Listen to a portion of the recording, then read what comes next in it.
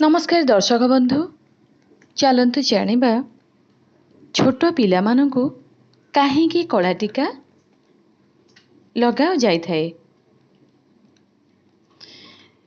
तेबे गोटिए कथा निहाती भावरे जानी रखंतु।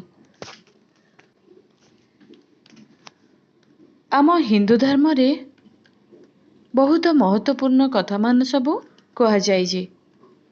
बहुत लोक एही सबु पुराना नीति नियम माने काम करुथिबा बेले आउ किछि लोक सेही सबु नियम मानि नथांते। शास्त्र अनुଯାयी केतेक नियम एमितिका अछि जहा अनुଯାयी कार्य कले मनुष्य को लाभ प्राप्ति होई थाए। शास्त्र अनुଯାयी कहा जायछि जे जेउ व्यक्ति शास्त्र मान्यता अनुଯାयी कार्य करि थाए सेही व्यक्ति जीवन रे केबे दुख आसी न थाए। आज आमे आपण मानकु एमिति किछि कथा कहिबाकु जाउछु जहा आपणक पई लाभकारी अटे। आपण माने बहुत लोकंकु हाथ नचेत पादरे कला सूता बांधिबार देखिथिबे। तेबे कोन आपण एहार कारण जानिचंती?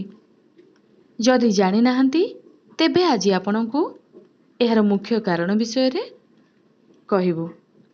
आपण माने छोट छुआंकु कला टीका लगाइबार देखिथिबे। तेबे ए संपर्क रे मध्य आपणकु एठारे कहूछु। तेबे मान्यता अछि जे कला टीका लगाइले छुआंकु नजर दोष लागि न थाए। तेबे नकारात्मक प्रभाव मध्य छुआंक उपरे पड़े नाही। तेबे काजल भल जिनिस नुहे बोली आजिका समय रे लोक निज छुआंकु आखिरे काजल लगाउ नाहंती। किंतु आग समय रे छुआंकु काजल लगाइबा बहुत आवश्यक बोली कहा जाउची। तेणु आपण जदि मार्केट रो कला किनिबाकु चाहू नथिबे तेबे घरे प्राकृतिक उपाय रे कला तैयारी करी छुआंकर मुंडा एवं हाथ पाद भली स्थान रे मध्य लगाई पारिबे। तेबे आजिका समय रे लोक एहाकु मानु नाहंती।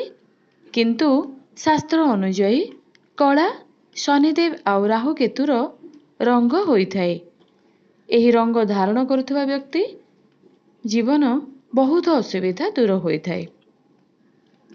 तेबे शास्त्र अनुଯାयी जदि आपणक जीवन रे आर्थिक समस्या बहुत अधिक रहुची तेबे आपणकु चिंता करिबा उचित नुह। आपण सोमवार दिन कला सीता आनंतु आ मंगलवार दिन भगवान हनुमानक पाद तले पूजा करी रखि दियंतु।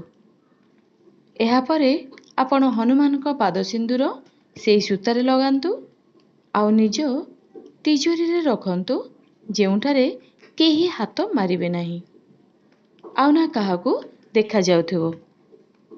तेबे बड़ हुअंतु बा छोट कला सूता धारण करिबा द्वारा आपणकर बहुत दोष कटि जाई थाए।